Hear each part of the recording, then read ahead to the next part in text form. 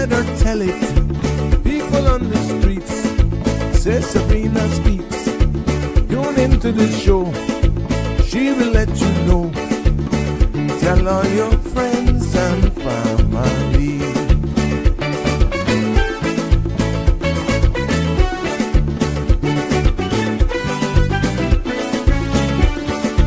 Real talk is no joke. You get the news straight up from grassroots and concerns. You can hear with some people gone. So tell all your friends to tune in to the Good evening, show. Cayman. I'm Sabrina Turner, and welcome to Sabrina Speaks, your daily dose of clarity, truth, and community insights. Every weekday from 5 to 6:30 p.m., we're tackling the issues that affect you, from national headlines to grassroots concerns. Whether you're in traffic or winding down your day, this is your chance to hear it straight and speak your truth. So buckle up, Cayman. We're not holding back. This is the show. We gotta let you know. Now we got to go.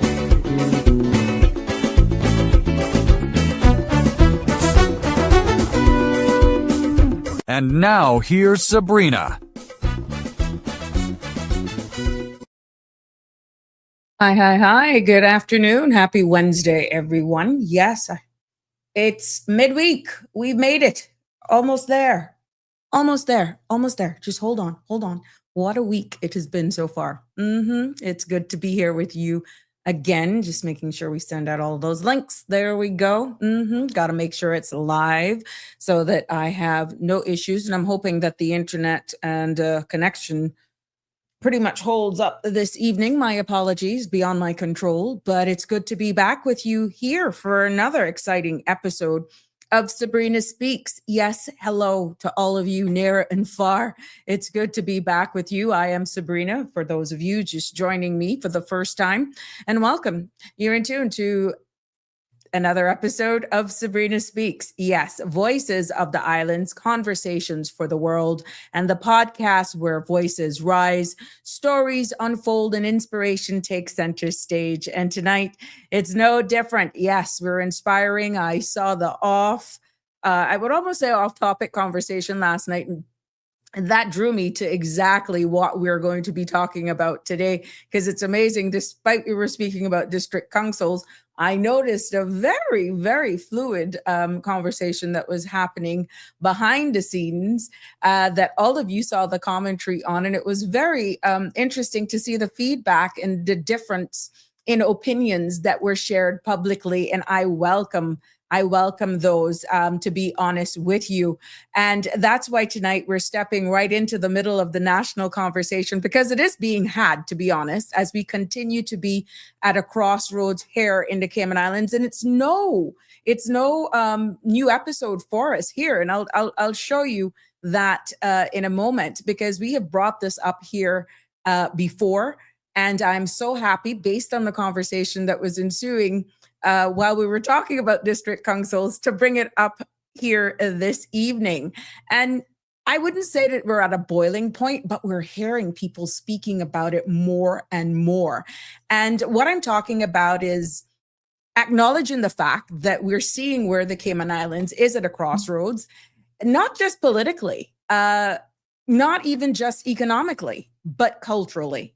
And we're fighting to protect our own identities. We see that, we hear it, we feel it. We're fighting to see our access to opportunities. We're also fighting for our sense of home ownership, of being embraced and feeling like, yes, this is home. And at the same time, we're navigating a globalized economy that doesn't slow down for anyone. That's the harsh reality. And right in the middle of that tension sits a deceptively, I could say, but yet a simple question. Deceptively was the choice of word. And the simple question, to be honest with you, is, should businesses be allowed to open on Sundays? Yes, that's the simple question. I saw the employment conversation back. I saw reminiscent of persons sharing their personal stories and their opinions on employers' behaviors and so forth, and a culture shift. But really, the simple question is, should businesses be allowed to open on Sundays? And some say, it's sacred. It is a day of rest, a day of reflection, a day for family, a day of peace and quiet. Really? When last have the average Joe been on the road, save for going to a brunch or church service on a Sunday? And others say choice is freedom, and that pretty much a modern economy shouldn't shut down because of tradition. But tonight, I'm hoping that we can open the space and use the space as we're doing, and hoping that we will be able to really just unpack the law, the culture, the economics, the fares, and also the realities. And we're asking that real question. Does Cayman still need Sunday closure laws? Or are we holding on to something that no longer reflects who we are? Welcome, one and all. The content you're about to hear, including any discussions or opinions from myself, my guest and/or participants, is intended solely for general information and entertainment purposes. It's not a substitute for professional, legal, medical, or financial advice. I encourage you to consult with a qualified professional for your specific concerns. Bridge Media Limited and all its affiliates disclaims all liability for any decisions or actions taken in reliance on the information presented. 345-936-8255 is the number to call to be a part of this conversation this evening. And like I said, it's good to be back with you. Let's get straight to it so that we can get on our way to this very informative, thought-provoking conversation about exactly what and where we're going as a jurisdiction, but not before checking in on the weather that has been dominating headlines and definitely all platforms for this from last weekend. Compliments of the Cayman Islands National Weather Service. The forecast for tonight calls for cloudy skies with intermittent rain and occasional showers are expected through the next 36 hours as increasing moisture drifts over the Western Caribbean, trailing remnants of a frontal boundary. Now, some of these showers may become locally heavy at times, especially overnight.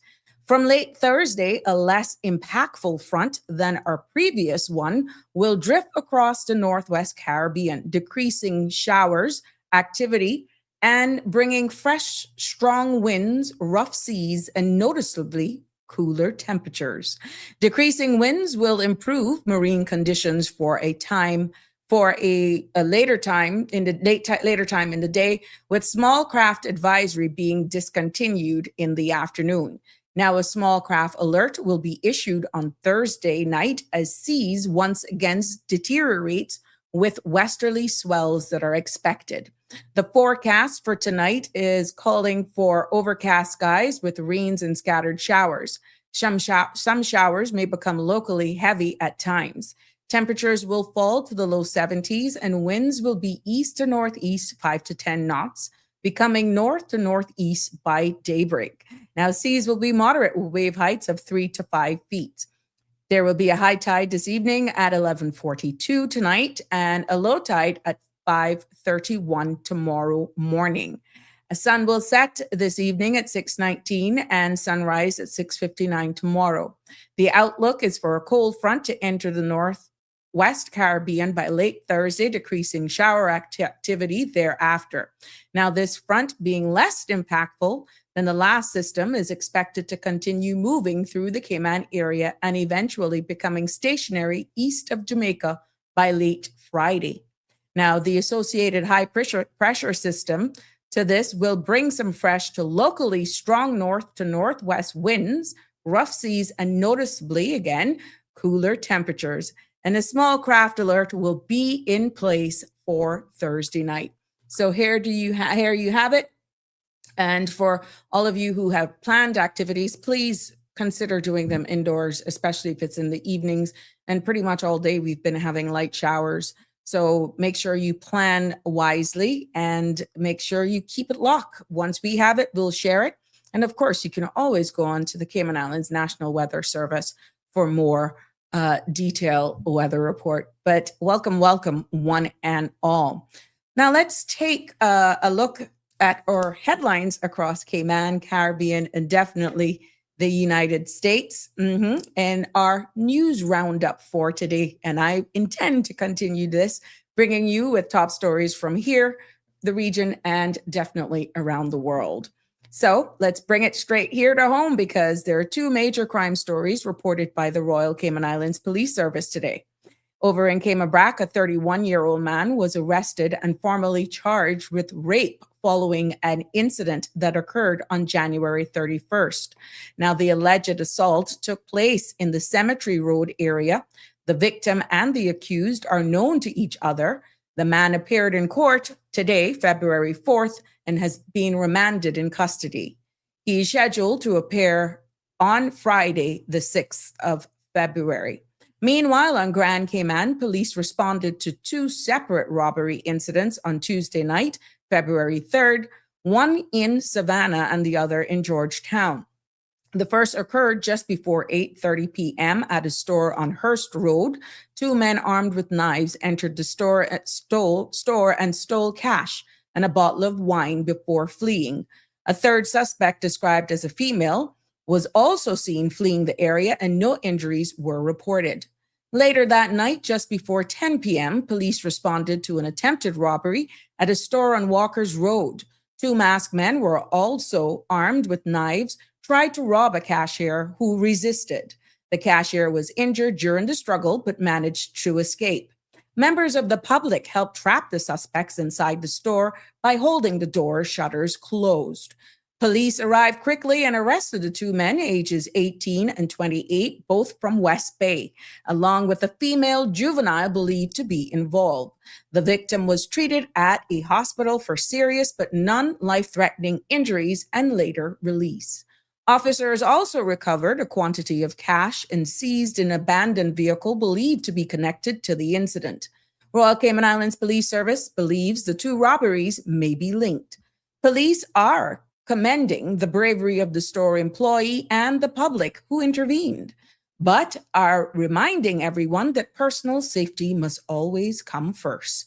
Anyone with information is urged to contact the Criminal Investigations Department at 345-949-4222. Anonymous tips can also be submitted via the Royal Cayman Islands Police Service confidential tip line or through Cayman's Crime Stoppers. And education news here in the Cayman Islands, we notice that the University College of the Cayman Islands is making international waves. Yes, its director has returned from Oxford University with new partnerships focused on artificial intelligence, signaling a bold step forward for Cayman's tech future. Let's just take a look into the U.S. political tensions, yes, are rising. President Donald Trump is calling for federal control over voting systems. Now, this is a move towards sharp criticism from both sides of the aisle, and Senate Majority Leader John Thune has warned that such a shift could pose serious cybersecurity risks. Meanwhile, in a new trade deal between the United States and India is gaining traction. The agreement would lower tariffs on defense, electronics, and petroleum, but some lawmakers are questioning its long-term impact on American jobs. And a personal story making national headlines: the mother of NCP's Savannah Guthrie has gone missing in Arizona, and authorities are investigating, and the family is asking for the public's help. Across the Caribbean, we're noticing on the global stage that prime ministers from Grenada, St. Lucia, and the Virgin Islands are in Dubai this week for the World Governments Summit. Now, they're joining global leaders to discuss how small island nations can attract investment and navigate climate and economic challenges. And in Trinidad and Tobago, security officials are on high alert following a series of political protests. Regional leaders are monitoring the situation closely. Now, there's your Sabrina Speaks daily roundup for today, Wednesday, February 4th. And I'm hoping that you're enjoying the content because even though we're different jurisdictions, we're all connected some way, somehow. I want to take this opportunity to say happy birthday to anybody who's celebrating a birthday today. And definitely for anybody who's celebrating an anniversary or celebrating life. It is good to be back here with you from all of us at Sabrina Speaks. Happy whatever it is you're celebrating. Good evening, Marshall. How are you? Weathering the colds. Good to have you here. The first one commenting today. At Motorist 4622, hi to you as well. And I did reply. Damian Henry, how are you? Good evening to you. It's good to have you in the house. I'd love to get your opinion on today's topic because I don't know if you were logged on yesterday. You saw how fun I would say not fun, but how fluid the off-air conversation was yesterday in regards to the thought of Cayman being open for business on Sunday. But yeah, it's always good to have you here. Darlene, good evening to you as well, my dear. Grace 19P6R, greetings to you as well. Hey, Jimbo, how you? Thank you for the lovely rose. Hoping you're continuing on your well road to mending from all of us here. And I'll promise you, we keep checks on you because you're missed, you're loved, you're appreciated like everybody else. Where's Connie today? Connie Palmer. Where is Connie Bonnie, Jimbo? Can't even send you to chase her. That's a joke. 345-936-8255 is the number to call to be part of this discussion. You're welcome to share your thoughts, your stories, and even your suggestions. Once they're related to today's topic and today's discussion, they are all welcome. And if you're just tuning in with all of those updates and news headlines, welcome to one and all. And tonight we're diving into pretty much an important cultural and economic conversation in regards to Sunday trading. And we're asking, should Cayman keep its Sunday closure laws? That's one of the questions. Should we open up is another question. And if we do, I'll share with you what laws would have to change and how we protect our workers, our culture, and even families. Can it be done? It's a delicate balance. Political pressure, oh, sure it is. Certain organizations, certain sector of society would put political pressure on.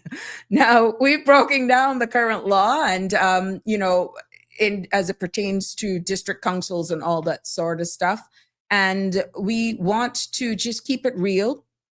And you can always message or call in live, like I said, to weigh in on this conversation. Yes. Oh, Connie, she's right there. Yeah, don't be jealous. Jimbo sent me that rose. You're like, you won them Harper Sharks, Connie Bonnie. Yes, Damian Henry, assignment submission, had my focus last night. Wow, always willing to participate when I can. See, so I'm not going crazy. I know there was a total separate conversation going on. It was very interesting, caught my mind. Yeah, caught my attention, even though I was very much involved in the discussion on district councils as Mr. Belika was weighing in, and we got a number of callers to patch in with him. I saw exactly what other conversation was happening as well on these forums.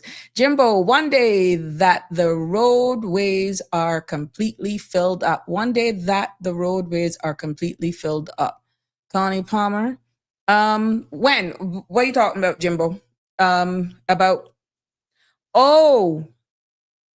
The one day that the roads aren't completely filled up.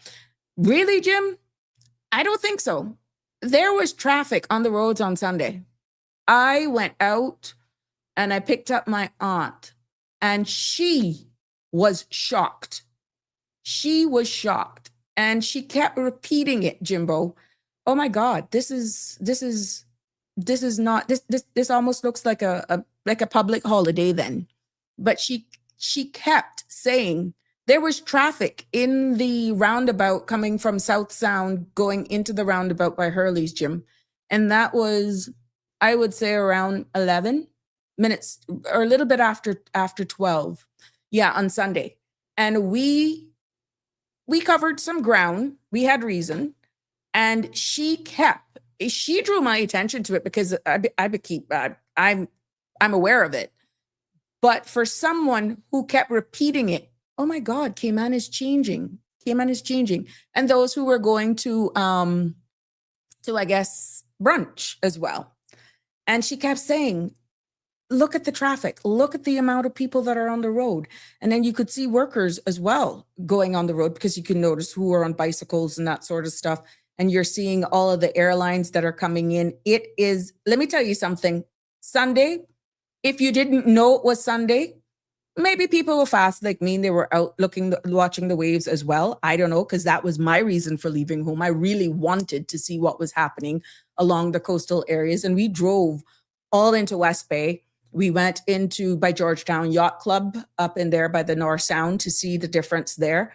And because interestingly enough, she was saying, well, cruise ships are going to hinder us, and why can't they come into the North Sound? And that's what drove us into going up there to see really the conditions in the North Sound. Hint, hint, that's another national debate or conversation.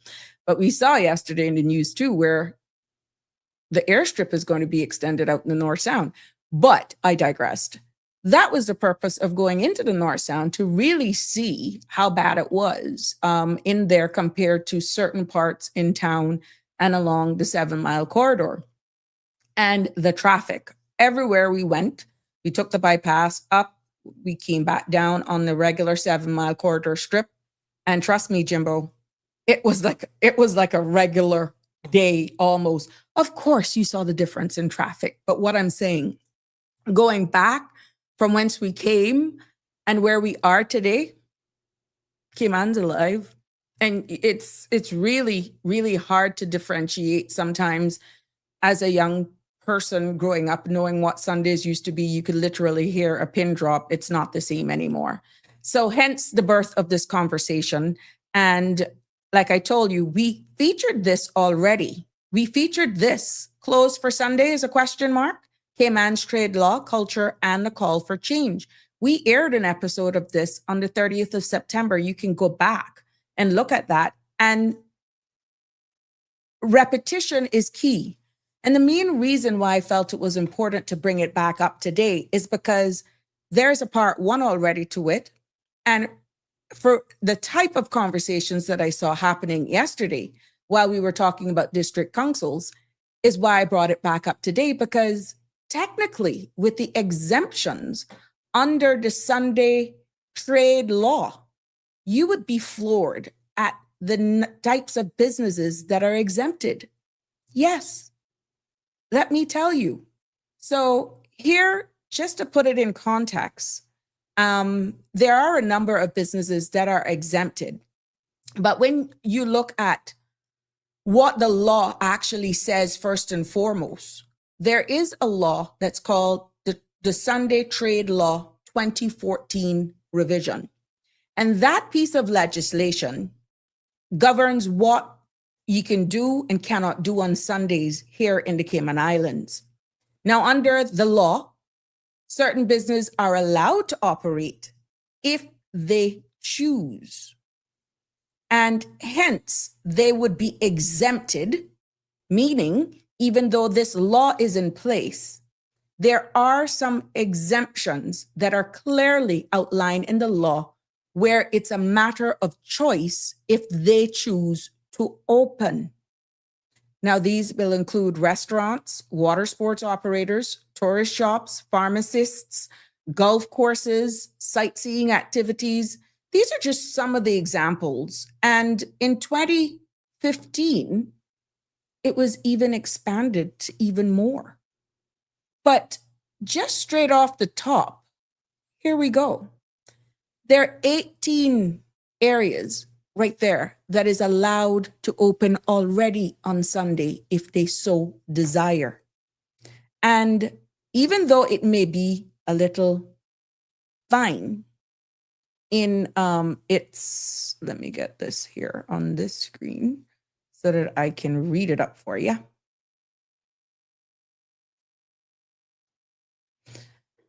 You got number one, it says druggist shops and dispensaries like pharmacists in relation to the sale of medical stores only. You have restaurants, hotels, and lodging houses. You have establishment for the sale of motor fuel or oils in relation to the sale of those items. You got motor vehicle repair shops or service station in relation to the sale of those items and for spare parts of motor vehicles. Establishment for the sale of bread, ice cream, non-alcoholic beverages, milk, newspapers, bottled water, water in bulk in relation to the sale of those items. Establishment governed by any law of the time being in force in the islands relating to sale of intoxicating liquor in relation to the sale of intoxicating liquor. Establishments approved by Cabinet by publication in the Gazette for the sale of duty-free goods. That's number 7. Number 8, establishment of concerned in water sports or sightseeing attractions.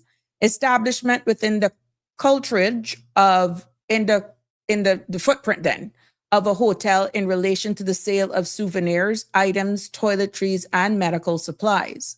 10, establishment engage in the sale of supply of funeral caskets or flowers in relation to the sale or supply of these items.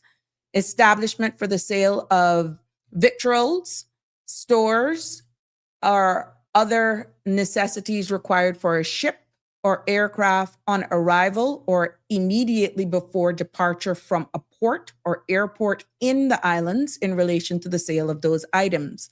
Hairdressing and beauty salons, airline and shipping offices, establishment carrying on retail business at an airport, establishments concerned in the rental of motor cars, motorcycles, bicycles, or in the rental or charter of boats in relation to such rentals or charters. Establishments engage in the sale or supply of toiletries in relation to the sale or supply of those items. Establishments engage in the sale or supply of baby products other than clothing and toys in relation to the sale or supply of those items. Establishment concerns in the provisions of such essential services may also be prescribed by a cabinet order. So that is what I have up on the screen, just in case you can't see it, because I know sometimes based on what you're streaming me on, it can be a little thing. It can be a little small. But what I'm saying now, when it comes to the big supermarkets, any supermarket that is in excess, I said 3,000 yesterday is a fraudulent slip. It's any supermarket that is bigger than 4,000 square feet, they're not allowed to open. But any supermarket that is under that footprint is allowed, okay? So when you're looking at the whole aspect of whether or not we're open, this is just, and this was amended as well in 2015. This pretty much gives person the choice. Now, I can understand that for generations, here in the Cayman Islands, it has been very quiet.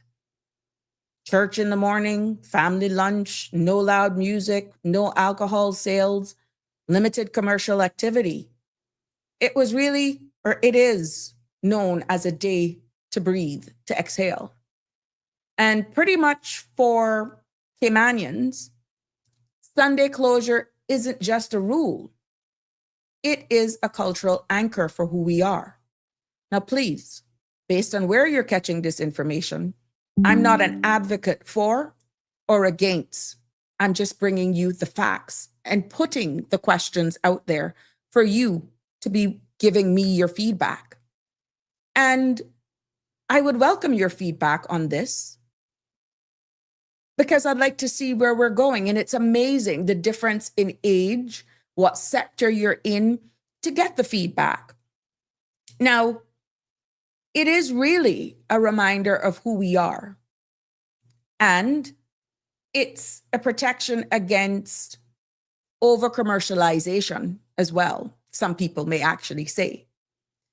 And what we have actually protected over the years, to a degree, has been a safeguard for workers to rest. also a spiritual value, not just a legal one. But here again, I ask the question, is culture something that we protect through law, or it is something that we live through by choice? And there's a delicate balance when you look at protecting who we are as individuals, preserving our culture, and fighting with the reality that we're saying we need revenue. Well, some may say, shut up. That's not all. What's the sense of making money when your quality of life is nothing? And that's where I invite you to participate. Because you can agree with me, you can disagree with me, but weigh in. I would like the context. I'd like your feedback on this. If culture really needs legislation to survive, think about this. Is it still culture or is it control? Let me repeat it. If culture needs legislation to survive, is it still culture or is it control? Very interesting question when I put together today's notes, spinning off of exactly what we're saying. Yeah, but feel free to weigh in on this because there's also an economic argument as well. And it's all about balance. It's all about giving food for thought. Yes. Thank you, Connie. Jim said it was church letting out. That was, yeah, it could be a little bit of that too. Trust me, the road was very busy on Sunday. Yeah, I saw it. Jim said the traditions are being deleted, which personally I find sad. Tartarian is saying, back in the late 80s, I worked Sunday at Radisson Hotel, but Sunday was quiet still. And I'm quite sure you saw a difference in the traffic back then. Me being raised up right there on Gorin Avenue, I can tell you, those days there was still life in town. We had what you all know now as Kirk Supermarket. That was Kirk Plaza in town. We had Comart, we had Buy Right. Now I'm going way back. But what I'm saying, town was town. And let me go way back. We had Bada Shoe Store in town. You had still all the Kirk's thing, Kirk Freeport stores on Cardinal Avenue. Now I went way back, to the days of Wholesome Bakery. And you saw, you felt, you heard the difference. You could identify Sunday. But can we say that today? And with all of the exemptions that I shared right now, still gives a lot of these businesses who hold valid trade and business license to operate, and some as well as liquor and playing of music within a certain range. Can you say that we're not already open? That we are a service-based economy, meaning we thrive. We make a lot of our revenue from services, goods and services. And just like those persons who get into that line of business, be it as an entrepreneur or an employee, because our society, because our income is derived from service, people buying a service, you need somebody to offer it. Yeah. So it's really a delicate dance. It's a delicate balance when you're also fighting to preserve who we are as people and protect what we call as culture. Grace, with all being said, Sabrina, Sunday law should remain as it is. In reality, one day with less operations mean time for retreat, revision, revival to keep a healthy balance for life. Thank you, Grace, for that. But you can see the flip side of that, Grace, is that we see an increase in hotel accommodations. We see an increase in our stayover tourism. We see an increase in tourism, period. And with all of the exemptions, Grace, that we're seeing already in the law, where's the balance? I understand, and I thank you for your that's one perspective of it. But when you look at all of the exemptions that are already there, can you really say that it's not already open, that it's smoking mirrors?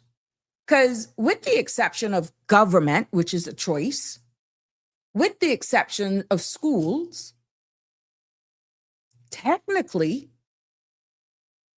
the square footage of supermarkets, really over 4,000 square feet, they're the only ones that are closed.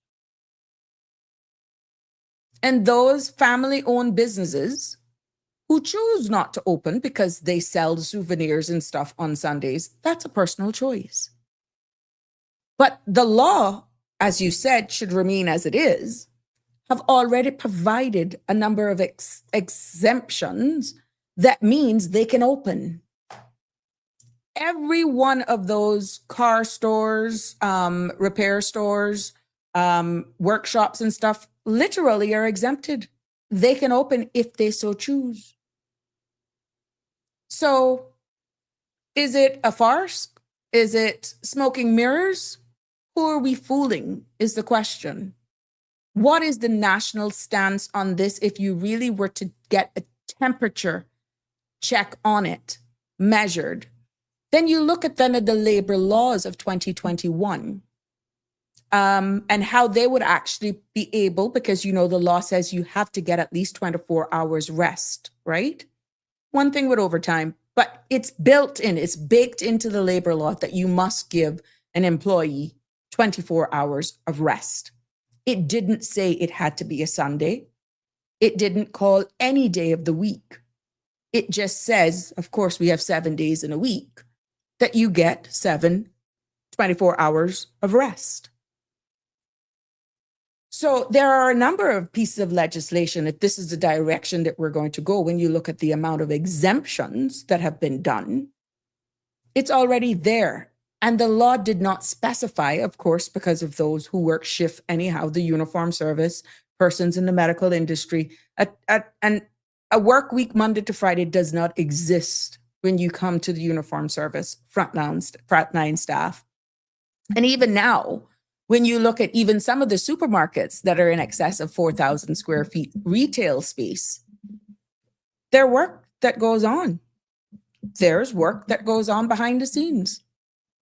There are stackers, there are packers, it's just that they're not open to the public. But behind the scenes, people are still working. And once there's a demand for services and goods, it will be interesting to get it from both sides. There are some information, even from the Chamber of Commerce, that led into that direction, that based on information received, that there is a green appetite, meaning positive, that if persons had choice, it would be better for our economy. So this isn't just what I'm saying. This is what even the business community is saying as well. Tartarians say that's why they want to hire foreign workers who don't care about culture. But even them, Tartarian, wants a day off. Even them have come from jurisdictions, to be honest, that really respect Sunday. Some, of course, whatever religion and culture they're coming from, it's a norm. It is a norm. Now, bearing in mind, we're not saying across the world that you do not identify what day is Sunday. Gosh, even in the United States of America, the mere fact that our schools in the Western Hemisphere don't go to school on Saturdays and Sundays, there's a marked difference in traffic anyhow. Okay, it would be very obvious. And government businesses really don't open on the weekends, but that doesn't say that work still doesn't happen. So it is quite interesting to see how we're all evolving, but can you not say that we as a Cayman jurisdiction is not at a crossroads when it comes to this? Tartarian says, tourists should find Sundays unique and be happy with the way it is. A lot of tourists tell me they like that peacefulness that was an attraction in itself. Thank you for that feedback, Tartarian. Virgil, AI will shut down a lot of work. Well, would it shut down a lot of business? Not Virgil, very interesting comment there. Would it shut down the services and then replace those that says, look, I need my peace of mind. I need my well-being. I want my days off to be on Sunday because that's how I'm wired. Okay, fine. That's what we're competing with, Virgil. Very interesting. Whitewash doesn't want to work. Green is grass, but I'm quite sure you know what that means. Marshall, why should Cayman follow the rest of the world with everything? If people can't get what they need from the supermarket Monday to Saturday, then too bad. Keep them closed on Sunday. But Marshall, right now, it's only those supermarkets that are over 4,000 square feet that are closed. All other businesses, retail businesses, in supermarket for groceries, that sort of stuff, as long as they are under, not including their offices and storeroom and stuff, as long as they fall within that retail space of less than 4,000 square feet, they're open for business. They have been open for business from as far as I can remember. I personally used to go to Boose's. Yeah. And that was before the laws were defined because there was a demand for the goods. There was a demand for him to provide the service. Yeah. So you're talking then, Marshall, in your comment would be for those in excess of 4,000, because I'm telling you, they're allowed to open. Hence, Macross, Uncle Clem's, and all of them. Their hours may have shortened, but they can open for business. And there are a lot of other mini marts sprinkled around Grand Cayman that on Sundays, I am telling you, are ram. They are ram of people. Jim, it's the culture, or is it tradition? Jim, that's the question. Is it culture or is it tradition? I think we're fighting for tradition, Jim. I think that's where we're going to actually have the true conversation with those who love and want to protect what we have. It is tradition. I stand to be corrected. I would love other people to weigh in on this because it's just not me. Grace is saying, yes, I think enough is open up to accommodate new arrivals of tourists on a Sunday. The gas station on West Bay Road has sufficient of everything that one would need. See there? And then, hello, remember now there was a time that they couldn't even sell alcohol. And now, petrol stations, gas stations are now, once they apply for the liquor license, they're even allowed to sell liquor. And you know you can go maybe a little bit more pricey, supply and demand, but you can pretty much do a good little shopping if you are just stuck with the closest thing in your neighborhood of being a gas station. You can pick up some pretty interesting stuff there to hold you through until the Monday. Yes, yes, yes. Jim says, which is not the same. Jim says, would this place less employees within the business space, or would more staff needed to be added? I think, well, not speaking for every employer, but I can see them possibly making a more rigorous roster. And it'll be more to making sure that you spread the time and the hours out fairly so no one's subjected of burnout. Now, even if, let's say, this one day takes on a different approach, it may not necessarily change the administrative operations. Maybe the demand on the frontline staff, let's say in the supermarkets, for example, it's your frontline staff. How many Caymanians don't actually, and that's tradition, don't take part-time jobs as an additional income and actually go to these supermarkets and ask for part-time, either working as a cashier or stocking up of shelves or working in whatever department. Many persons do that as a part-time, and maybe that could be the extra persons that will fill those weekends if they have the extra bandwidth available to them, Jimbo. So I can see their employers actually sitting at the table if this becomes a reality, because more and more it is becoming a conversation, even though not necessarily in public forums like this. I'm telling you, the conversations are getting hot, and more you're having it being spoken about. And what you don't want, if there are legislations that are in place that actually stops certain businesses from operating, then where's the enforcement? If there's no enforcement on some of the businesses that are actually engaging in business on a Sunday, that are not on the exempted list or the revised one of 2015, then who's enforcing it? And without enforcement, and without them being held accountable for the breaches of our laws, it makes our laws weak. It makes our tradition, it makes our culture weak. Laws are there to be upheld. But here we go again, Jim, and I know you're familiar with this line.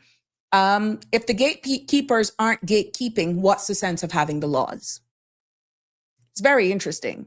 Damian Henry, due to the strong religious traditions, Sunday service was always upheld. However, population increases and culture shift means people are not having any special day off. They could be doing it for personal reasons or just not sticking to culture norms. There you go. That's another way of looking at it. There you know. Did you know Anita Hanshaw? I don't know Anita Hanshaw. We need a patriotic people to say, oh my God, what are these people? I need to, sometimes the Wi-Fi does not click in. Marshall, I used to go to Boose's as well, but just to buy, oh dear Jesus. Marshall, wake up, Cayman is saying, on Sundays, the family needs to be together when everyone should be home. Fathers, mothers, children need time to bond with children. This is where the family unite begins to fall apart. What happens to those, though, who are in the uniform service, are working shift? There is no Sundays. There is no typical work week when you have persons who are on shift. What happens to those families then that have to adjust it because their career, their livelihood is made in the hospitality industry, that they're providing their job, their income is being a service, working in a hotel or a condominium resort that provides these services? You see, I want us, Wake Up Cayman, to just look at it in its totality. In its totality. Those kids, those families actually feel the effects of not having a traditional work week. And there's no difference from someone who's a nurse, a doctor, a firefighter, a police officer. They miss a lot of family times. Their traditional Sundays and long weekends is longing. They're longing. What happens when that's their career choice? Now it's a little different. It is a little different when we're talking about retail. But when you're talking about Sundays, the family needs to be together. That's not always possible based on the nature of work, because that does not apply to our frontline men and women who public holidays is just another day because they could be working. Grace, think of what the mental state of our people would be like without a day of peace and rest. And not everyone can afford to go to Vegas for a day. It's pretty much happening right now, Grace, with those who, again, the analogy that I gave for those persons in the frontline staff. I'm just giving you an idea. They have to make do because of their chosen field of expertise. And even though it's a little odd and you do miss critical time, what do you say for those in the frontline staff? You understand? And we know long-term effects of persons who working shift and all that sort of stuff. We can go back into that. But what I'm saying, we're still looking at it in its totality. In its totality. Wake Up says, if there's not a day where the family can be all together, hardly ever. And this is coming from a place of being an immigration officer and being a nurse. Hardly ever. This is nothing to boast about, but bonding time is usually based on your shift. I can recall seeing my days of being an immigration officer and being posted on departure. Those days, the airport was set up totally different. And our roster was set up in a way where we went on from the first Cayman Airways departure in the morning, and our shift ended the last departure at night. Those days, Air Jamaica was still flying, and we knew, even though she had her time, Air Jamaica created her own time. Meaning, we would go on, but we wouldn't know if Air Jamaica would be delayed, and hoping to get home at 9, 10 o'clock, and then that could be 2 a.m. to go back at 5. And what resonated with me then in that chosen field, because I chose that field and I enjoyed it, I loved it. I saw my then younger son asleep 3 days straight. And I say 3 days because then I got a day off, right?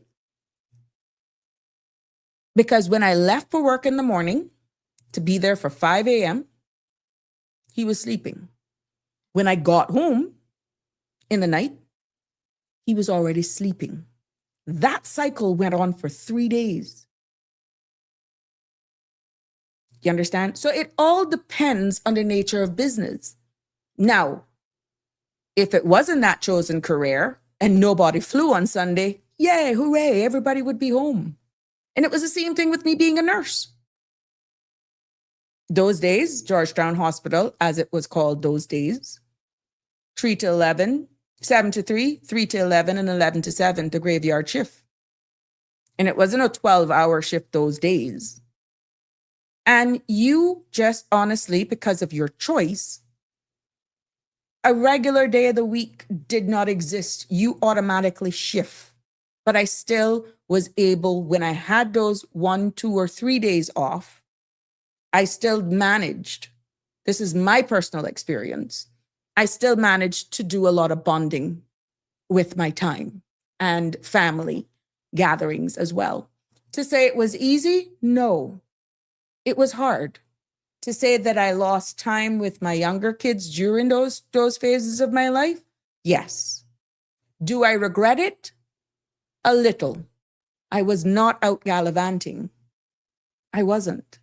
I was keeping the lights on and food on the table and was able to create a quality of life for them that they're all benefiting from. And whenever I had those times, this is just me, I gave my all to them. That's just my personal experience having work shift. It's not easy. I'm telling you, it's not. But the fact of saying that this particular day has to be for rest, it all depends on your chosen field. Can we get raping at the gas station? I don't know what that is. Grace says the emergency service do get some Sundays off because they spend families because of shift schedule. Yeah, it's rotated. But you can go a whole, maybe 3-week cycle before you get a Sunday. And likewise with public holidays. So for, and it was the same thing at immigration as well. Same for Christmas Day and New Year's Day as well. Like you would actually be fair with your other peers who worked this Christmas, who worked that last year, and you do an alternate. Yeah, but you could have a 3-week cycle where you don't actually see a Sunday as a day off because you're spreading it across, which goes back, Grace, to what I'm saying. It would have to be a rigorous scheduling thing that each organization would have to do so that everyone will at least get that Sunday off. Mr. Balika, how are you? He's actually quoting something here. The Bible says, and he, Jesus Christ, bracket, answered them saying, which of you shall have an ox or an ass falling into a pit and will not straightway pull him out on the Sabbath? You use this in a conversation, you know. You used it. It's true. It's true. What are you going to do? You're not going to pull him out because it's the Sabbath and they said you're only supposed to rest. Now, the Sabbath in this context, because he's quoting from the Bible, can be the Sunday, whatever your chosen day of religion is. I get what he's trying to say. I get exactly what he's trying to say. And it begs to question then the economic side of things that has proven we are an economy. Our economy is based on service-driven tourism is heavy. It's really, really heavy. And the expectations of our tourists, even though you have those who are saying, I love the peaceful tranquility of Sundays. This is why we adore this place. You have the others that come here and says, look, what's up? I feel like I've landed on Gilligan's Island. It's all about a balance. And that is why it's unique in our product offering that we strike a balance, but don't forget what you, the people, are actually advocating for. And we're not going to be able to get a true semblance of that because it requires the talking now. It requires renewal. It requires a new visit unless you speak up. We need to hear what you feel about this. Okay? Grace says, I'll settle for 2 national day off, Friday and Saturday. Okay, there you go. Some people actually have set days off, Grace, to be honest. And it all depends on your organization and the amount of persons in your organization. Some people can actually say, every Monday I'm going to be off. Every Friday, Saturday I'm going to be off. I'll take my half a day on a Wednesday and my full day off on a Friday. I don't know. It all depends on the rules that governs whatever organization you are. And many a times it's just cooperation and good communication. Alfred Real says, is Sunday a shared pause that safeguards rest, family, and dignity for workers? Or has it become an uneven restriction that no longer matches how Cayman lives and earns? Interesting. I'm thinking it's more the latter. No longer matches how Cayman lives and earns. And I continue. As our economy diversifies and our population changes, the harder question may be this: are we preserving culture intentionally or preserving it by default? Where's the reality in all of that, Alfred Real? I think you need more opinions to weigh in on this, but are we preserving culture intentionally or preserving it by default? And again, I would more lean on the default because, as you said, laws that once unified can quietly divide when they stop being openly examined. Again, Alfred Real, I got to applaud you for that. And this is why open discussions like this is pivotal. They're key. So you're hearing all sides. Yes. And I'm feeling where there's a struggle where some is saying, I need to do whatever I got to do to keep my mortgage paid, to keep the lights on, to keep food on my table. I will go to church. I will arrange my break that I could take my lunch on a Sunday if I'm having to work on a Sunday.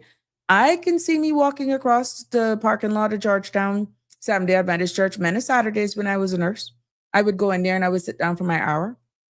I'm just saying, I did it because I raised up into a Seventh-day Adventist home and I see a number of persons who do it. You see what I'm saying? But I think it's all the latter, to be honest with you, by default. Denver, welcome. You late to class this evening or you late to commenting? What happened? How are you? Hope you're doing well. Denver says, started at 14, worked every day. I had cause. I wanted to up. I waited to up until 60. I think that's a little typo there, Denver. Jim says, what about Sunday Christians? Would it fall under the same for those who are Seventh-day Adventists who don't work on Saturdays? It's a matter of choice, Jim.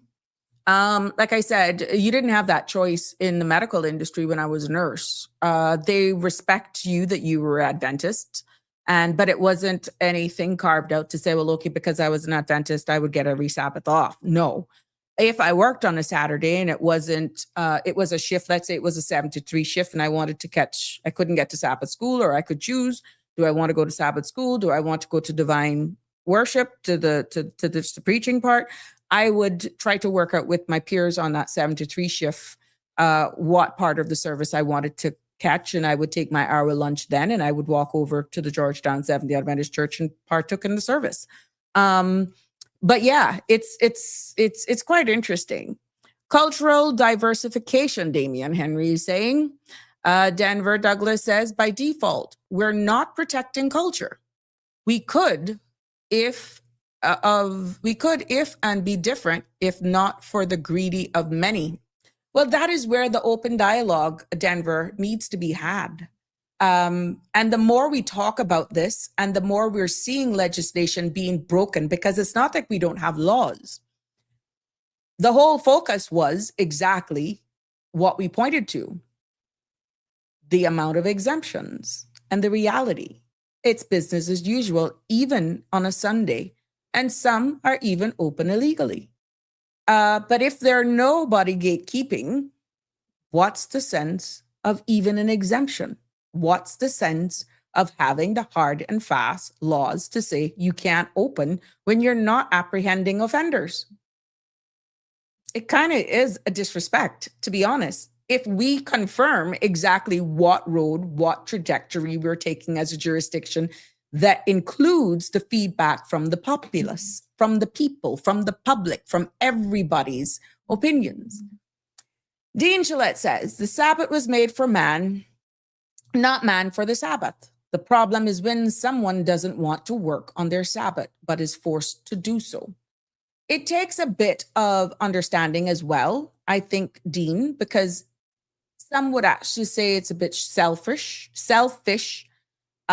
if you're working in an industry where you know that it's shift work, which is very important when you're applying for a job to declare your religious background, because if that's going to impede on you being able to work because of the culture that is within that organization, you want to actually declare that from the beginning. So you don't actually get the job and then, it becomes a problem. You want to be transparent, in my humble opinion, be it Saturday or Sunday, whenever you're actually employing for these jobs, so that there's no misunderstanding. And then you need to do your own homework with certain organizations as well to see their culture and how they actually respect people's religion as well. So, Dean, it's very interesting. And even that organizations we're seeing are having to conform and respecting people's way of their choice of worship. What would you say then to those who are atheists? That it's neither here nor there. Wouldn't they not be entitled to a Saturday or a Sunday? It's not an entitlement, in my humble opinion, but make sure you do your research before applying to any organization to see what their culture is when it comes to religion. If it is a Monday to Friday thing, then you're good. But if you know that it's shift and there's a great chance that they're going to be doing business, or you would be required to work on a day that you would normally be off to because of religious purposes, you want to declare that from the get-go, in my humble opinion. Wake Up, Cayman Island says, here in the United Kingdom, shops are open late morning and close early. That's half day. All other non-essential business are closed. There are different on Sundays here. Family are out enjoying time together. Thank you for sharing that with us, Wake Up, Cayman. Yeah, I covered a Sunday there in the UK, and I was surprised. There was a marked difference, I must say. And yes, the hours of operations were way less than your Monday to Saturday, actually. But businesses were open. Gray says, no one can keep the Sabbath. Worship, fellowship is a choice. God accepts or worships on any day and any time. Well said, Grace. You're quite right. Even when you're on the job, you can have your own little worship right there.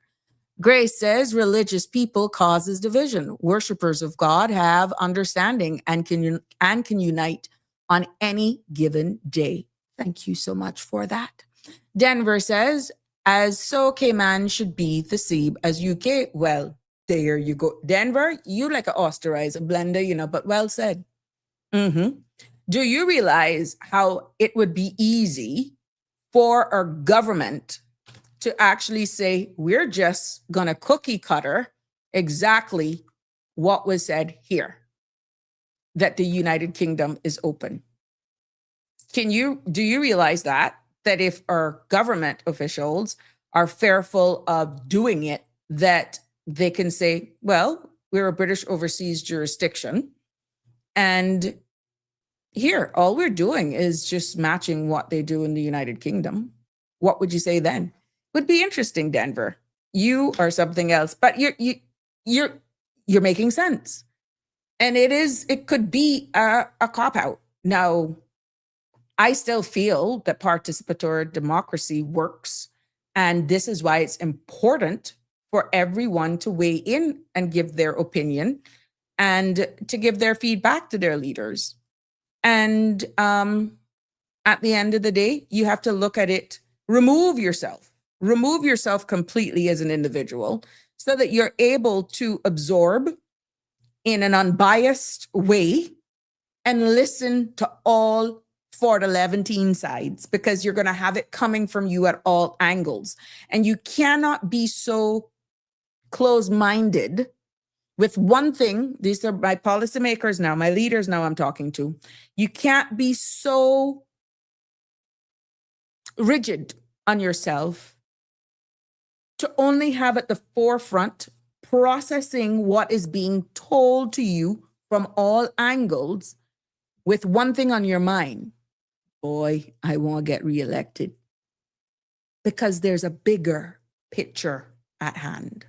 It may not be understood at the very precise time, but to be fair to not only yourself, you're doing yourself a disservice if only one thing is at the forefront of your mind about being reelected, if you have to make a difficult choice. If that is being hindered by you only having one thing on your mind, but you're missing all that's being said around you, you're not able to get a true reading of what's happening around you, you're not only doing a disservice for yourself, you're doing a disservice to your country.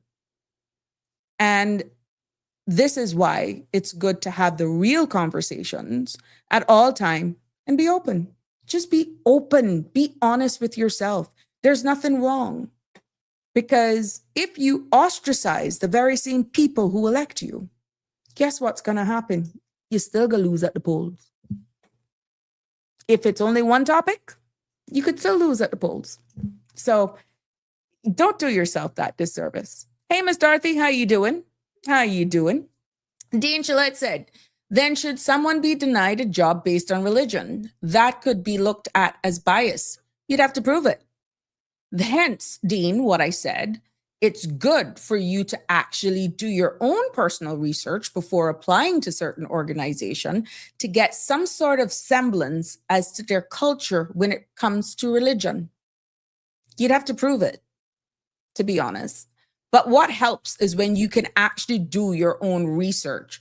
And Cayman is so small, you would know persons who are working in a particular organization that you could do a annual SWOT to find out how they look at it and what the culture and behavior is like. And we're seeing where our economy, our society, is a melting pot of various nationalities, various cultures, many of whom now are Caymanians and are running their own businesses, and they have their own cultures and practices and norms in their business. It's good for you to know who you are going to be working for, because there may be, let's say, devil's advocate here, that I'm applying for an organization and I didn't do my homework and I didn't realize that the owner religious beliefs just totally doesn't align with mine, but they're the Caymanian owner and they operate the business.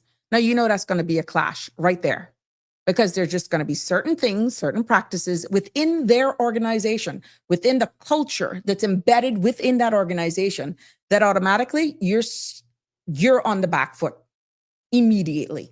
Hence, my advice to anyone, do your homework.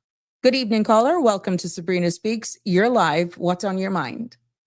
Good evening. This topic, you know, this is near and dear to my heart. I know it is. Welcome. I love the comment that has just come in and on the screen right now. And I'd like to provide some insight into that. Thank you.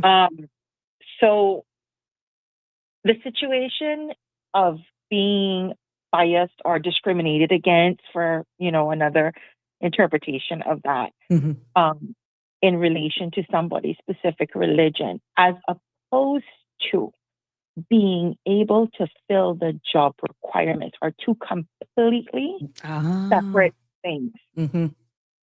If you are saying, I am not going to hire John X because he is a Rastafarian, right? That is absolute discrimination on the surface. And it, of course, if it was to be taken to court, it would have to be proven. You would have to have, you know, your evidence and whatever to back up your claim. However, if there is something that, for example, a situation where a 7-day Adventist is applying for a job, and the job requires all employees to be able and willing to work, say, Monday to Saturday, as scheduled, and that individual is unable to meet that job requirement, that is not just a bias or a discrimination. That is you not being able to fill the requirements for that job. We are well, I shouldn't say we. A company would be happy to, or not. A company should not be against hiring someone who is a 7-day Adventist. The religion has nothing to do with the job requirement.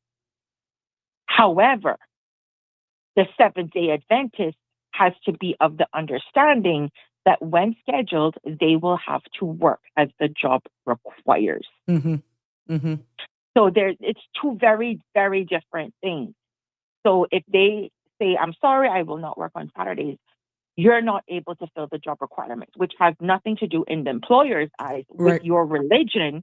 It is simply that you're unable to fill the job requirements. So hopefully that provides some insight on where religion and job requirements can have very blurred lines, and it's very emotive. Yes. It's extremely emotive. Yes. But one also has to keep in mind that they don't know what is going on in that company prior to them trying to join or joining. That company may very well have other people who are employed who are already of a certain religion that has a belief system that they shouldn't work certain days, and the company is unable to provide that for them.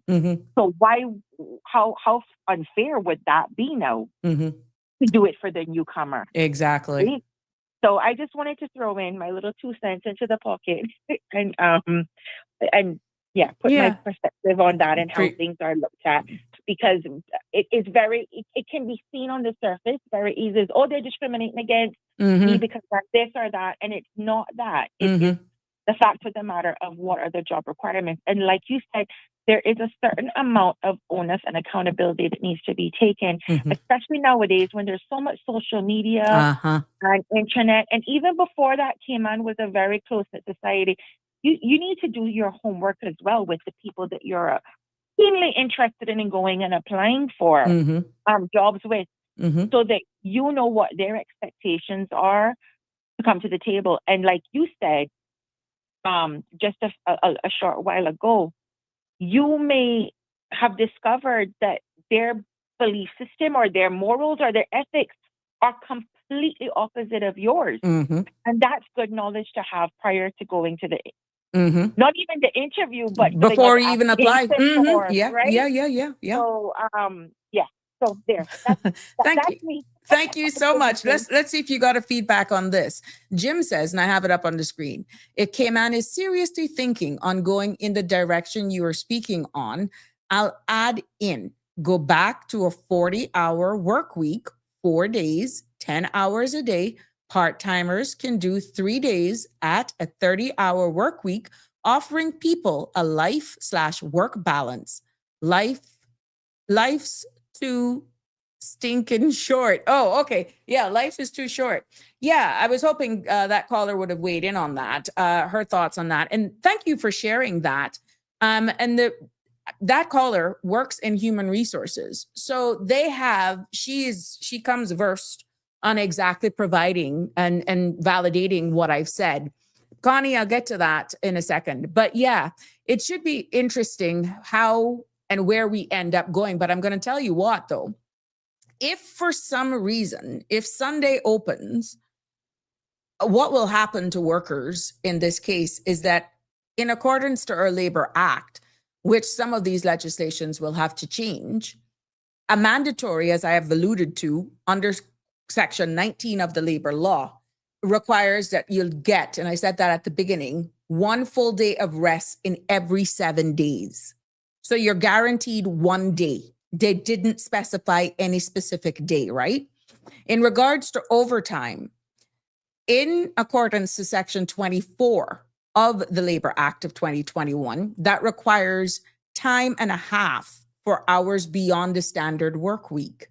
Now, you know that there are certain differences in regards to the hospitality industry and any organization who requires staff to work over the standard work week. You need, those organizations, along with the staff, needs to get permission from the Department of Labor and Pensions in order for staff to work at the same rate of pay instead of time and a half.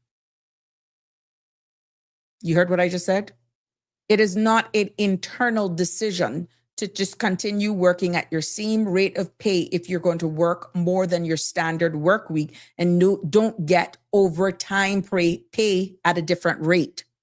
The only how that can actually be done, and that is if it is approved by the Department of Labor and Pensions. No independent employer can change that rule once a staff works overtime for the same rate of pay.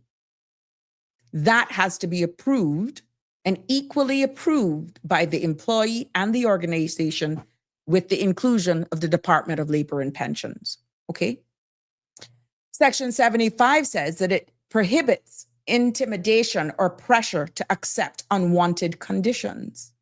Yes, this is protection from coercion. Yeah, bullying things that we talked here. And then also under the Labor Act, it talks about safe and healthy working conditions. And that is actually outlined in Section 58 to 60 that requires employers to protect workers' physical and mental health. Yeah. And when you look at then, we were talking about the roster, scheduling. Fair scheduling and humane treatment is also covered under the law. And under this Labor Act is that it ensures employers must act reasonably and also in good faith. But we are already seeing breaches. We hear them all the time. We hear stories, heart-wrenching stories of unpaid overtime, voluntary shifts that aren't voluntary. Can you imagine?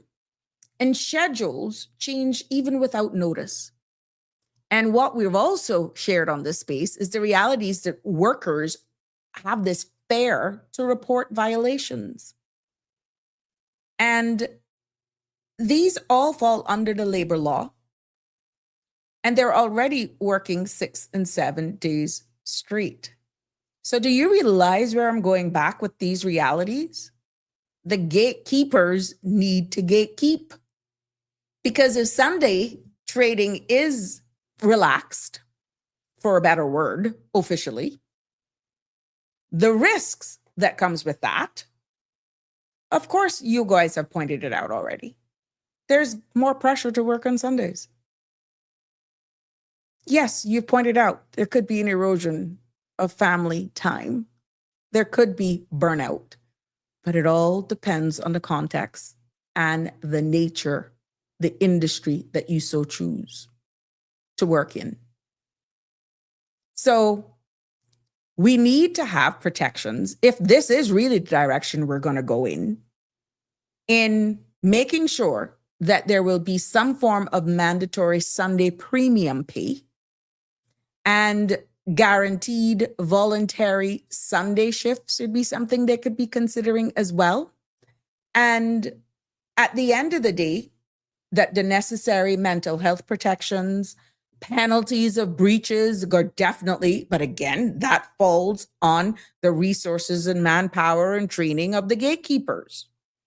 And more enhanced, trusted, anonymous reporting channels so that if anyone is in breach of these legislations, these laws, these rules, that they feel protected. They feel that at the end of the day, I can file a complaint and it will not be used against me. Because we're seeing it here, where the future is coming, ladies and gentlemen. It's coming. We see tourism is changing. We see consumer expectations are also changing. Guess what? Sunday trading will eventually take a different look. We're seeing it already. Just carpool on a Sunday for a casual drive, and you'll see what I'm saying. The real issue is not whether businesses open. It's whether workers are protected if and when they do, because it is going to be a reality at some point. Gray says, religion has our people in the Caribbean brainwashed. We need people who can trust, loyal, peaceful, respectful, compassionate, committed, supportive to handle the affairs of a nation. Denver weighs in and says, many a company break the law with imported cheap labor, having them sign a contract that will not pay them overtime, having them to work 9, 10, 11 hours a week. Sorry, there will come a day. Okay, I saw what you said there. Yeah. Well, again, I'm hoping that someone who's listening to this will understand that no organization can actually go against the standard work week, especially when it comes to overtime pay. And that has to be unanimously agreed by all three parties, the DLP, the employee, and the organization. So if you didn't know, now you know. Gray says, religion can't run a country. Visionaries with wisdom, knowledge, and understanding is what we need, not a religious decision. Hence, looking at it unbiased from a realistic perspective, and it goes back to what I just said. The real issue is not whether business is open, in this particular case for protection of employees. It's whether workers are protected when they do open, because the future, as we see that's coming, tourism is definitely changing and consumer expectations are also changing. And guess what? For emphasis, Sunday will eventually take a different look. Tartarian says, when I worked as a nursing assistant in the United Kingdom, night shift was great for me because of the time difference between UK and Cayman. I got every Sundays off, but slept through most of the day. You usually find that, though. And it all depends on the construct of your family, your age, and all that sort of stuff. It's amazing how your body just get used to shift. But it's very important for you to get the requisite rest that you need as well. And some people may argue, well, that takes away on family time. It takes a lot of support as well from your family and understanding. But the best rewarding thing, if you just so happen to be nursing, frontline uniform services, what's most rewarding is that if you enjoy what you do, then guess what? Everything fits in quite well. Yes, I got, let me read this. We must be minded unintended consequences. We are already okay. We must keep in mind unintended consequences. We are already feeling the effects from minimum wage increases everywhere. If companies are required to pay staff further, Sunday work premium, once again, those expenses will be passed down to the consumer, or who is willing to pay higher prices when shopping on a Sunday, as opposed to Monday to Saturday. It's indeed a vicious cycle, and both sides have pros and cons. Thank you for that. Exactly. I'm just putting them on the table, and I love when I get the feedback that you are actually participating and see exactly from all sides as well. I guess there's a price for convenience. There's a price for everything. And at the end of the day, then, who feels it the most? Unintended consequences. Well said. Thank you for that message, my love. Denver says, I had WORC change that I heard, or I had WORC change that with a company, their employer only take short breaks to eat with 12 hours a day. I felt so bad for those employees. You mean work or labor board? Denver, I need a little bit more context on that.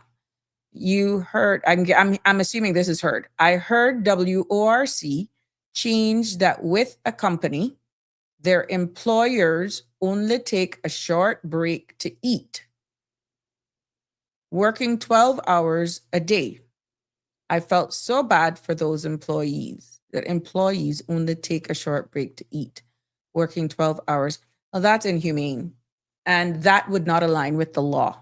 So I would double check. If I were you, Denver, I would fact find that. And if it is a reality, I can assure you, I cannot see DLP, which is not work.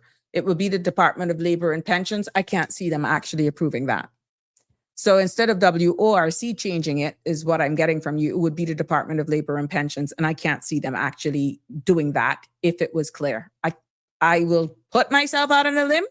That would go against the very same laws that they're governed under, Denver. So I would do some more fact finding on that if I were you.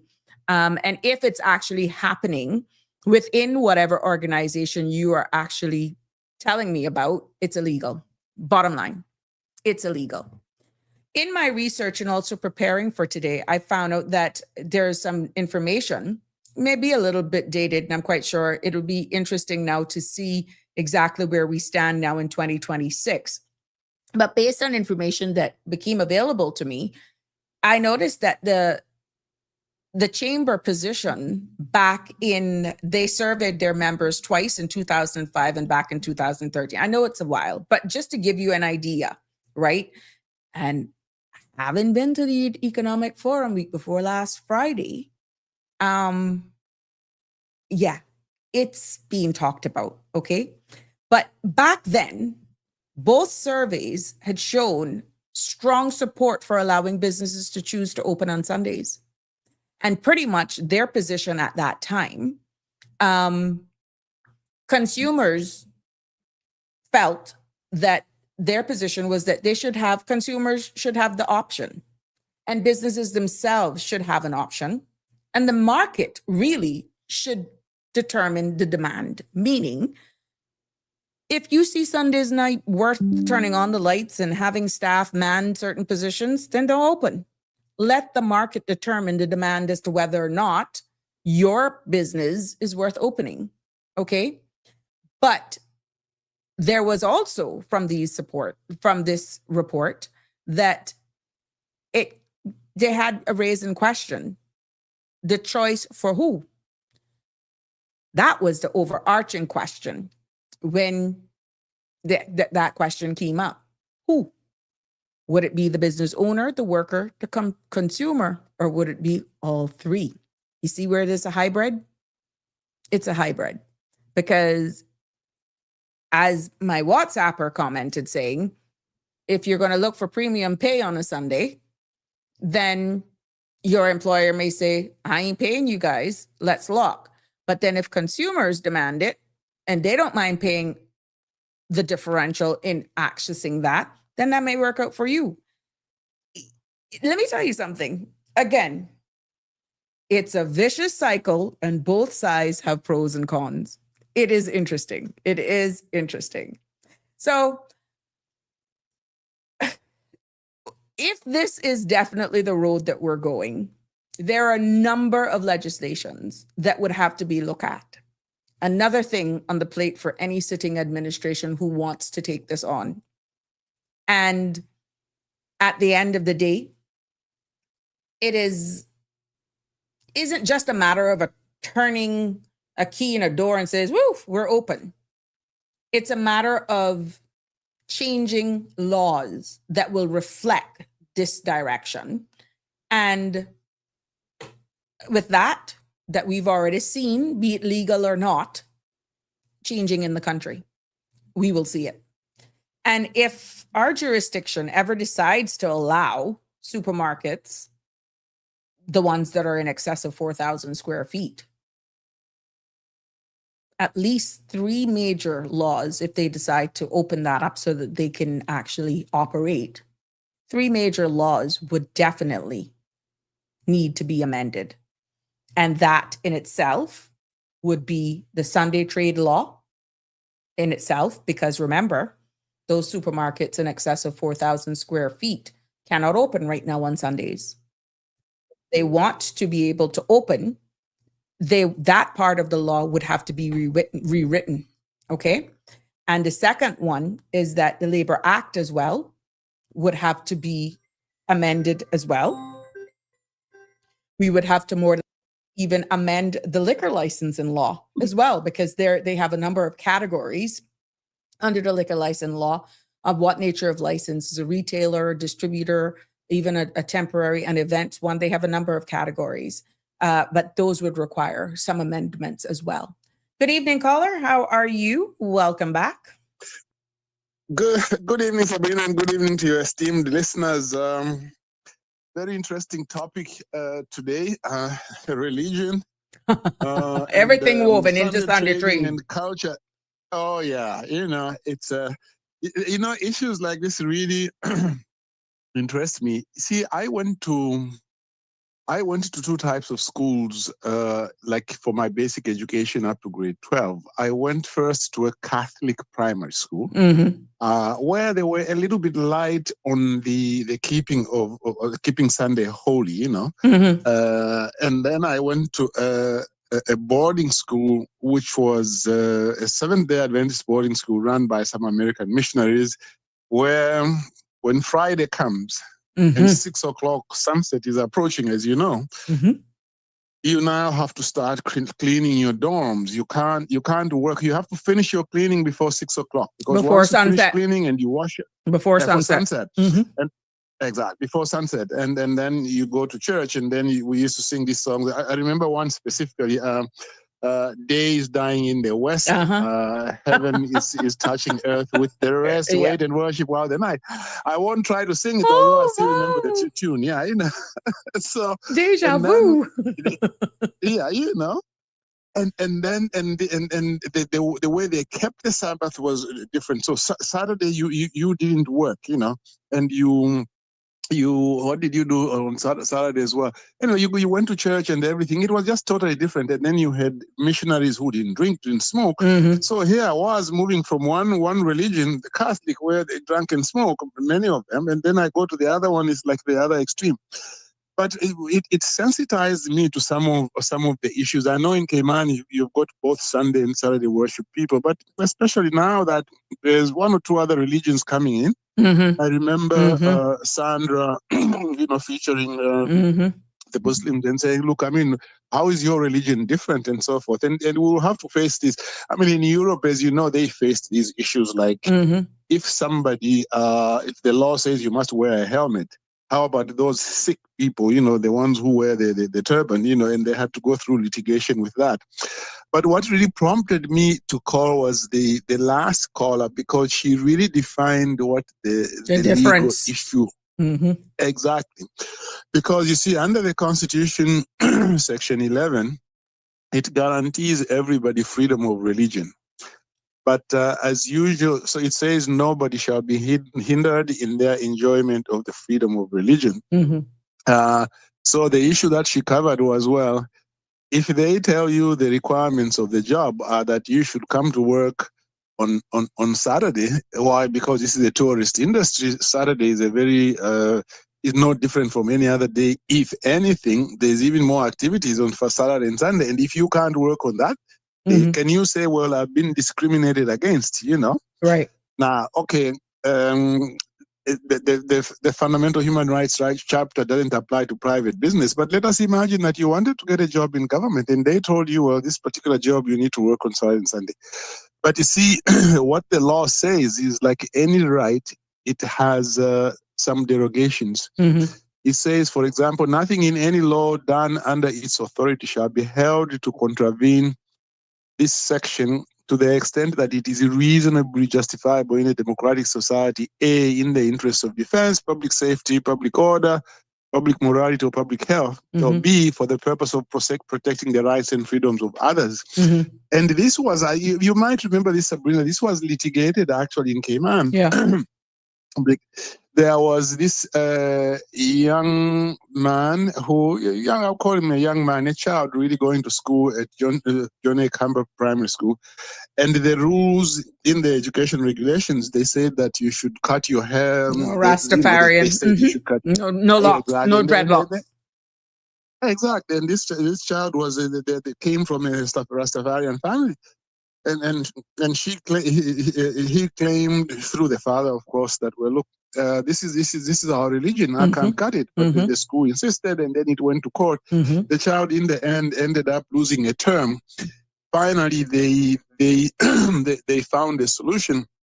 But at the end of the day, this is really the issue that the other lady was talking about. There are some cases where you just don't meet the requirements of the job. In other words, we are not denying you this job because you've got this religion, but the requirement of the job is you work on Sunday because of the nature of your job. Correct. Just to draw a slight analogy, if, say, you are going to start a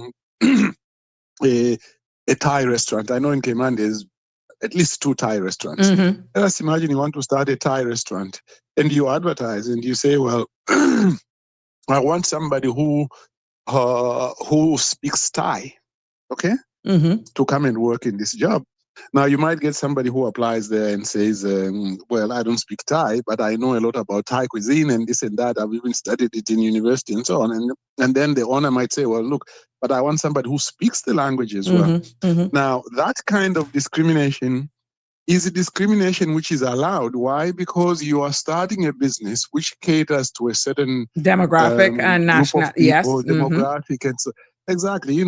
Somebody who doesn't meet those requirements can't say, "Well, you can't discriminate against me." Correct. So, is it reasonably justifiable? Yes, that would be reasonably justifiable in that society. So, I mean, I really think that there is a need for greater education in this area. I'll give you a story of, this is not a Cayman story, but it has to do with religion. So to that extent, it is important. It was a famous case in my home country. It was known regionally. What happened was this young man, her family were Jehovah's Witnesses. And what he did was, after independence, a lot of countries developed a national anthem, and you had to salute the flag and sing the national anthem. Now, according to that version of the Jehovah's Witnesses, at least the way I understand them, I don't know if it's all of them, but they didn't get involved in government. So the child refused to sing the national anthem, refused to salute the flag, and as a result was expelled. So went to court and say that I'm being hindered in the enjoyment of my freedom of religion. And what the court said was, well, you are not being hindered in your religion. You are free to practice your religion, but we just say that if you are going to come to this school, these are the rules. Now, I personally disagreed with that, and the reason I disagreed with that was because it was a government school, you see. If it had been a private school, yes, you can say, well, this is a Catholic school, you have to go to church and sing those the chants they do, you have to do that. So, I mean, at the end of the day, it's really a question of whether you are being hindered in enjoying your freedom of religion or not. Sometimes, yes, you would be hindered. Sometimes you are not being hindered. But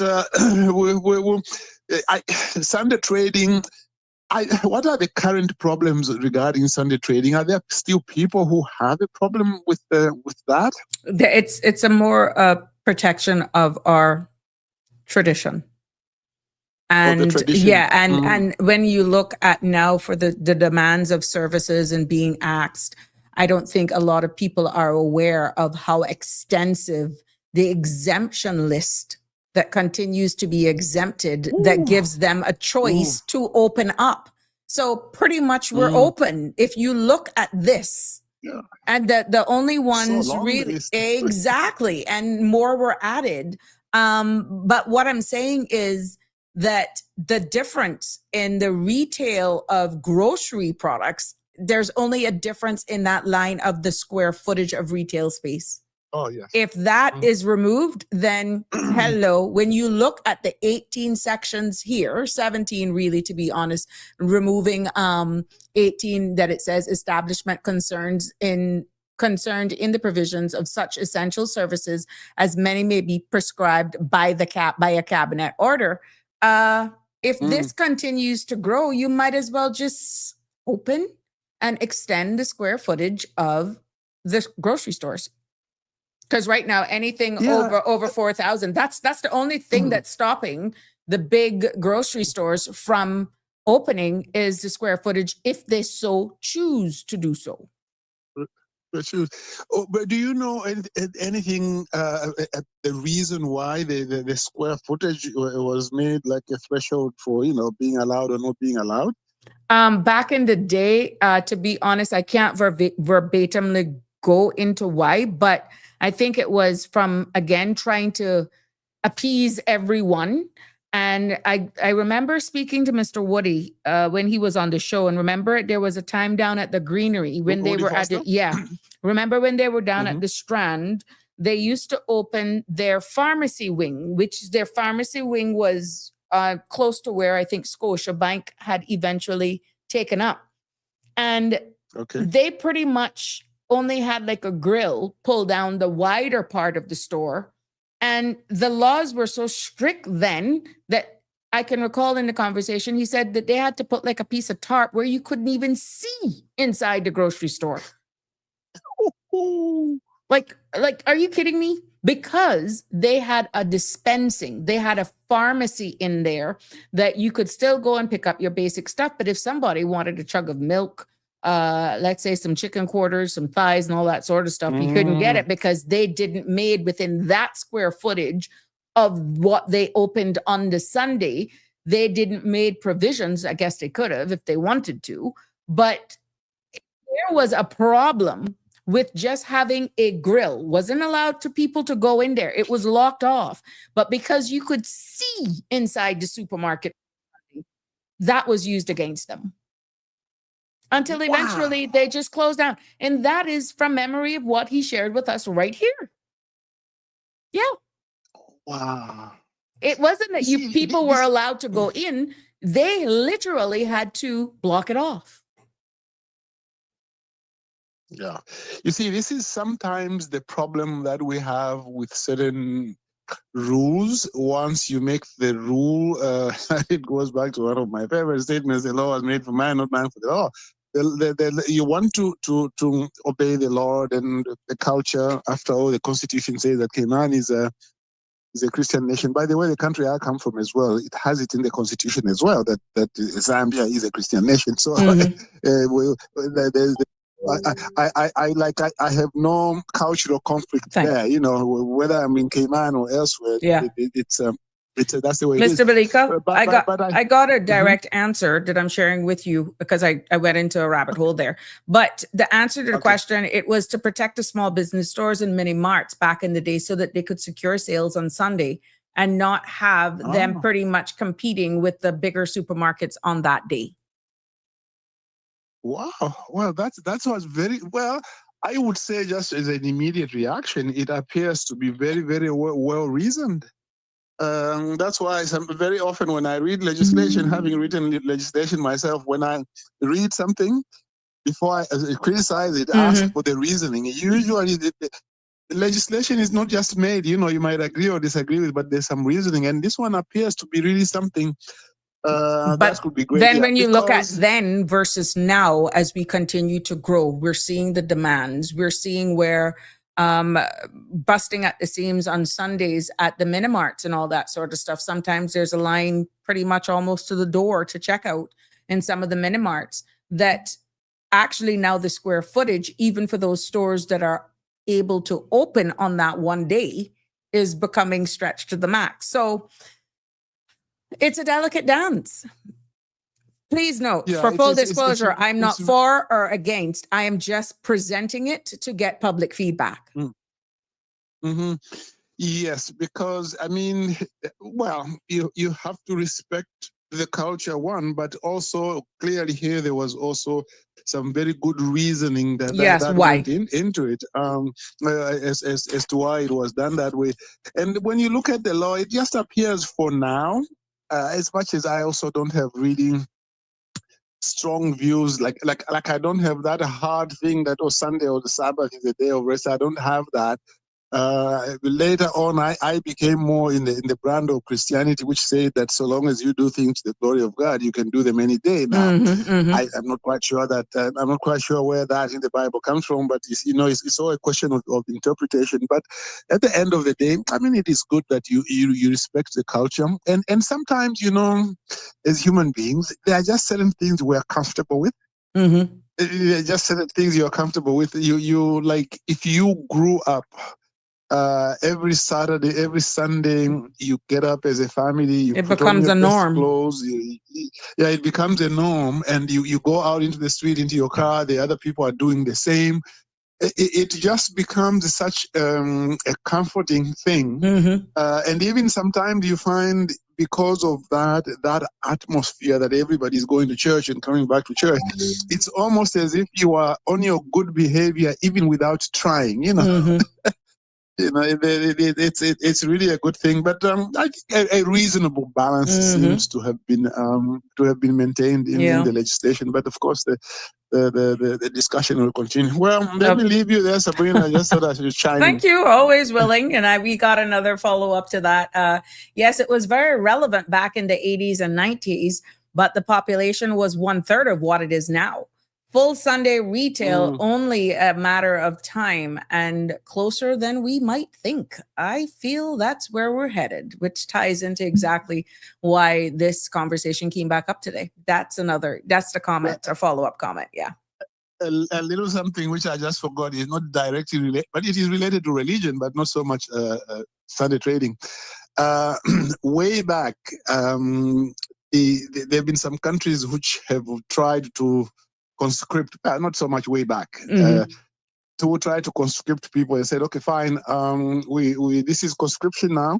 You have to come in and go for military training in case our country ever goes to war. But we just want everybody to have some knowledge of how to shoot and this and that and so on. And I remember some Seventh-day Adventists said they couldn't be conscripted. And the reason, they said, well, you are teaching us now to go to war.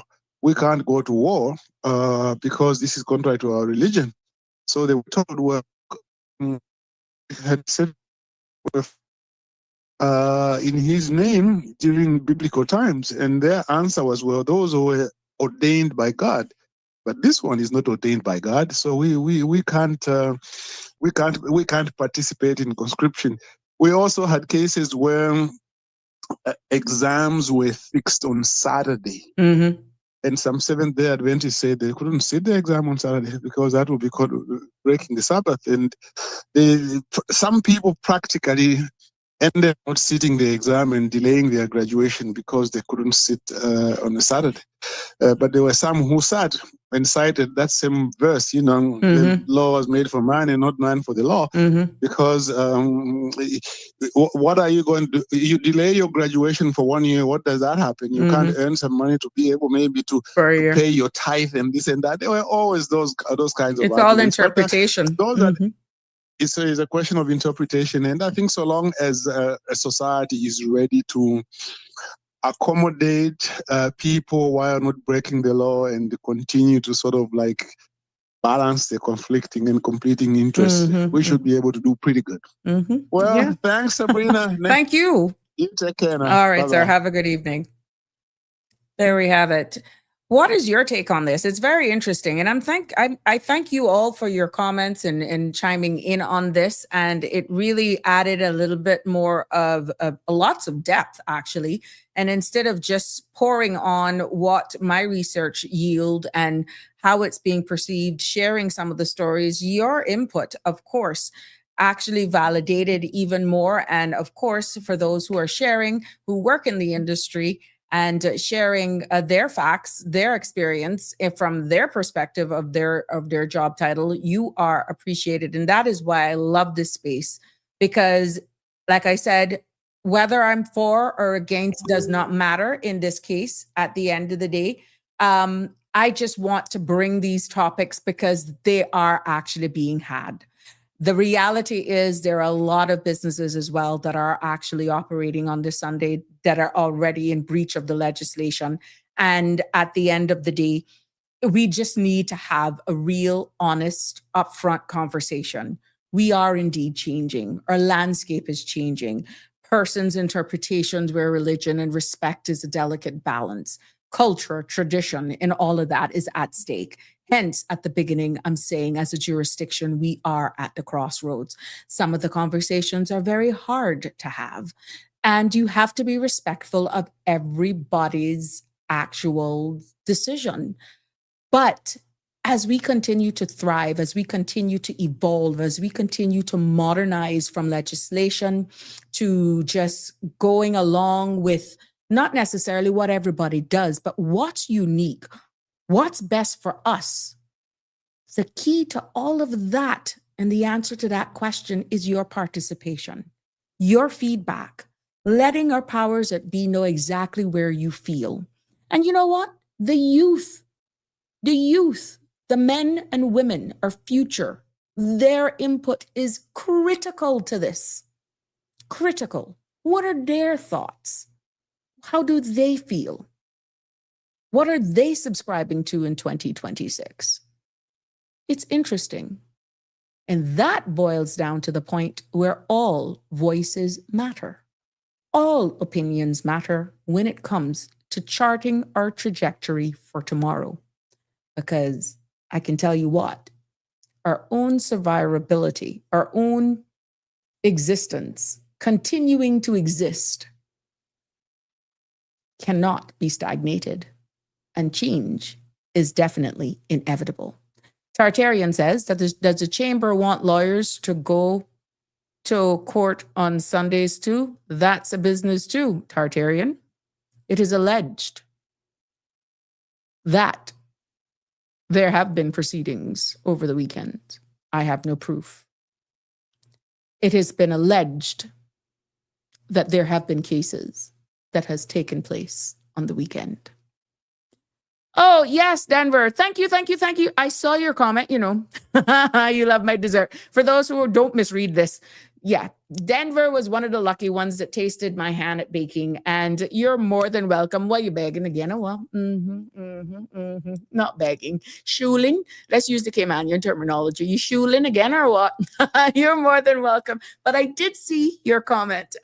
Thank you so much. I'm happy that you enjoyed it. And I do it. It's my to relax, to be honest, Denver. And just put it, a lot of the people around me, they eat. And once I can have persons who actually enjoy it, I'm going to make it, but I got to get in that mood, I got to get in that mood. The weather for this weekend is actually lining up for possibly to throw it down again, but I got to be in the mood. But thank you so much for that. Thank you so much. Jimbo say, many people coming to Cayman are forcing the change. That too, but you'll be surprised, Jim, how much our very own would be like, who gives a crap? Open up. Let people have choice. I think if we really be honest with ourselves and you get the true opinions of a greater number of people, Jim, it will blow your socks off from those who will say, well, with an extensive list as exempted as we have, we might as well open. Because I can't demand my grandchildren, my children to go to church. I can't demand anybody to not have an after party after 12 o'clock in their private home. But as well, it's not that you're capitulating. It's not that you are being steered by a particular sector of people. At the end of the day, it is different times. You speak to my sons, you speak to my age group, you speak to my children, you speak to their children, which mine don't have children, but they're to the age they can have kids. You will probably get 3 different versions of how they look at this. And then you think of those who are before me, my aunts. They're probably on the fence. And you think of those who are before them, a little older. They'll probably give you a different. So it's like 5 different categories to bring it around in full circle. And it would be interesting. It would be really, really interesting.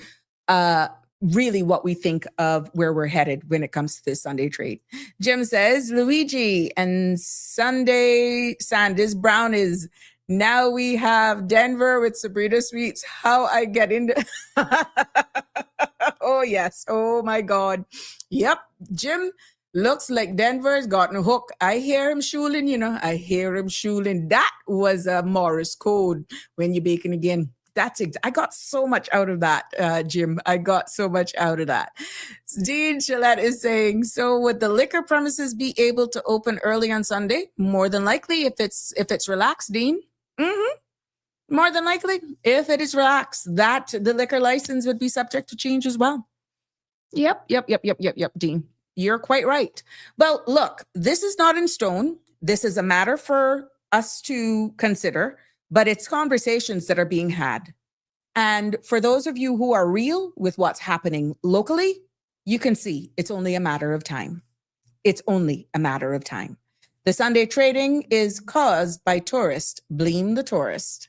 Better throw my name in. Oh my God, what a bangarang. The list is growing. The list is growing. Oh, Connie Bonnie, love you all lots. But it's time. We've come to an end of another very fluid, fun-filled episode, I must say, despite us learning as we go along. Harsh realities, a little bit emotive, but, we cannot deny the fact. We can't deny the fact that Cayman is definitely changing. But change doesn't mean that we have to lose ourselves either. The question is not whether we open our doors on Sunday. It's whether we open our minds to Cayman, to Cayman and what we want to build, or is it happening with or without our input? Culture is not fragile. Caymanians are not fragile. We can protect what matters while adapting to what's coming. And this conversation really isn't about supermarkets either. It's about our very own sovereignty, our survival, our culture, our economics, our economy, and it's also very personal. But it has been a pleasure for having each of you join me here again for another episode of Sabrina Speaks. I want to wish you all a very good evening.